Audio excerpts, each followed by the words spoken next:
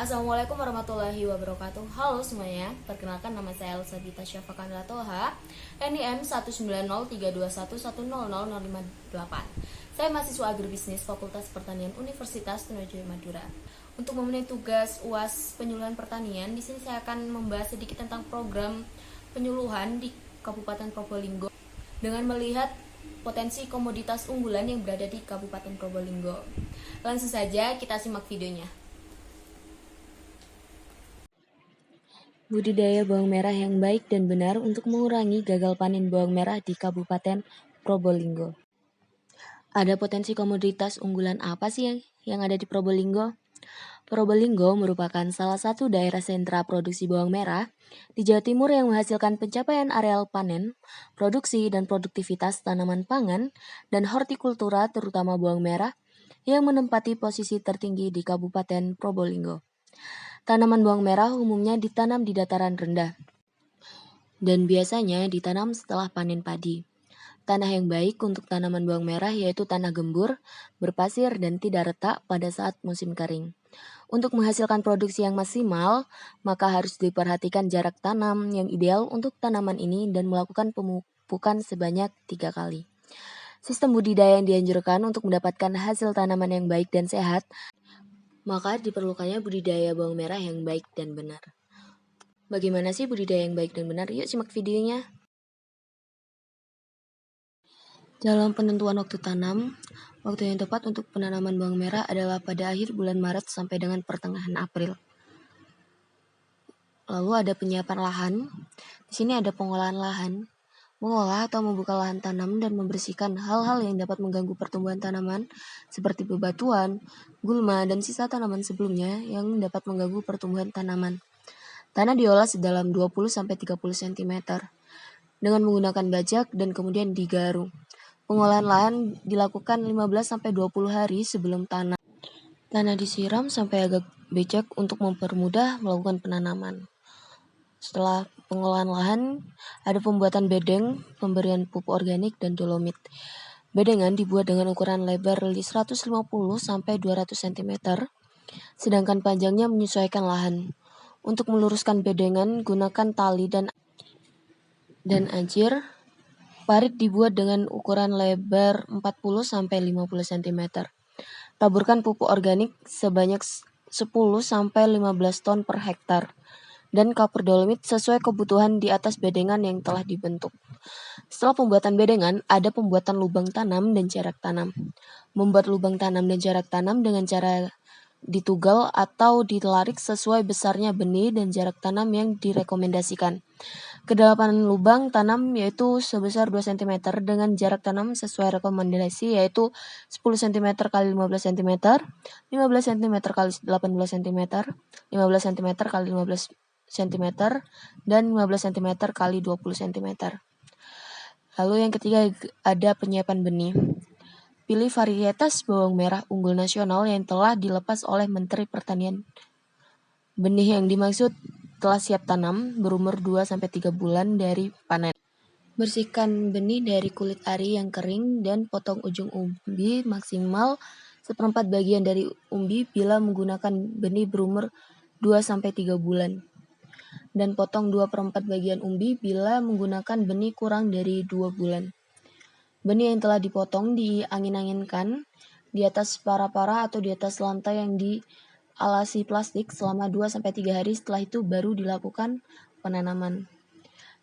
Di penanaman, benih dibenamkan 3/4 bagian ke dalam lubang tanam. Padatkan sisi luar lubang tanam yang telah terisi benih. Setelah kita melakukan penanaman, ada pemeliharaan tanaman. Pupuk diberikan 2 kali yaitu dengan cara ditabur dan ditugal pada larikan di antara tanaman.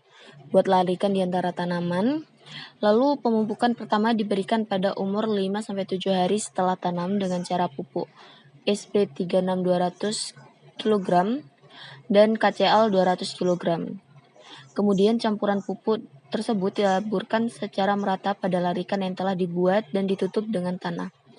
Pemupukan kedua dilakukan dengan cara ditugal atau ditabur pada saat tanaman berumur 3 minggu setelah tanam.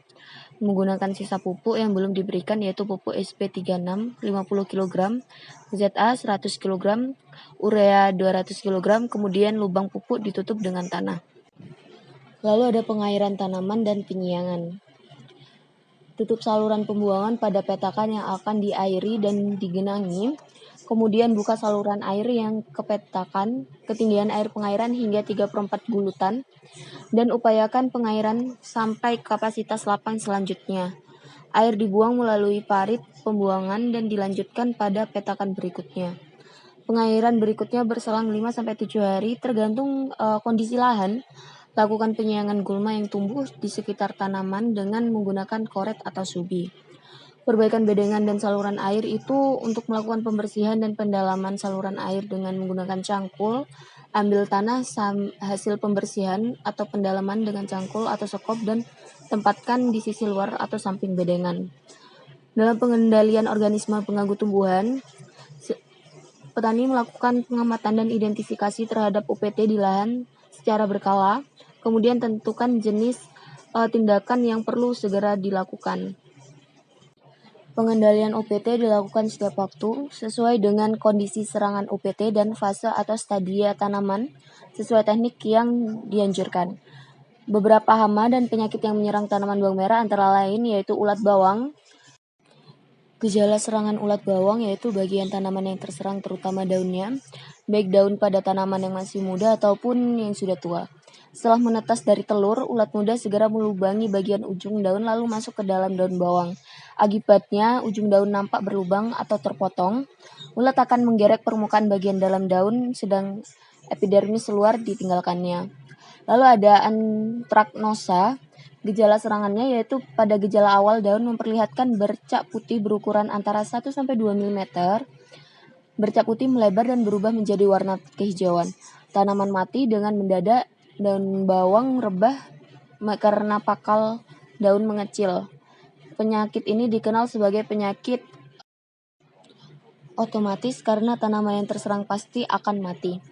Spora nampak bila infeksi telah lanjut dengan koloni berwarna merah muda yang berubah menjadi coklat gelap dan akhirnya kehitam-hitaman. Lalu bagaimana sih cara pengendaliannya?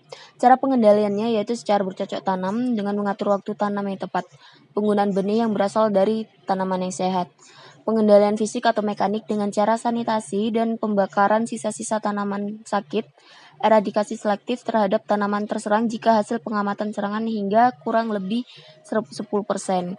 Pengendalian kimia dilakukan jika hasil pengamatan intensitas serangan lebih dari 10%. Fungisida yang digunakan yang telah diizinkan oleh Menteri Pertanian.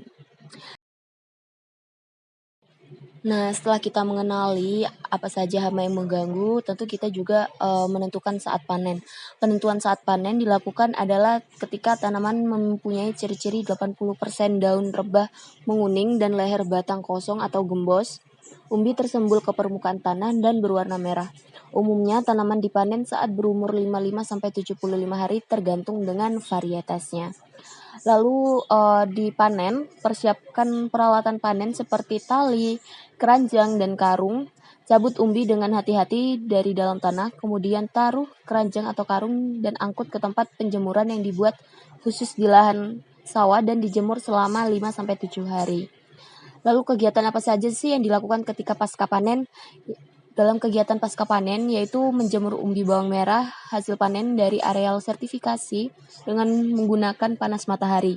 Alat penjemuran berupa anyaman bambu atau para-para untuk alas umbi pada saat pengeringan dan menggunakan terpal plastik untuk menutupi umbi pada malam hari. Pengeringan ini dilakukan selama 5-7 hari setelah panen atau sampai daun menjadi kering. Usahakan saat pengeringan umbi bawang tidak terkena sinar matahari secara langsung. Ya, mungkin itu saja yang bisa saya sampaikan. Semoga bermanfaat untuk teman-teman semua yang menonton video ini. Kurang lebihnya saya mohon maaf apabila terdapat salah perkataan atau perbuatan juga. Saya akhiri. Wassalamualaikum warahmatullahi wabarakatuh. Terima kasih.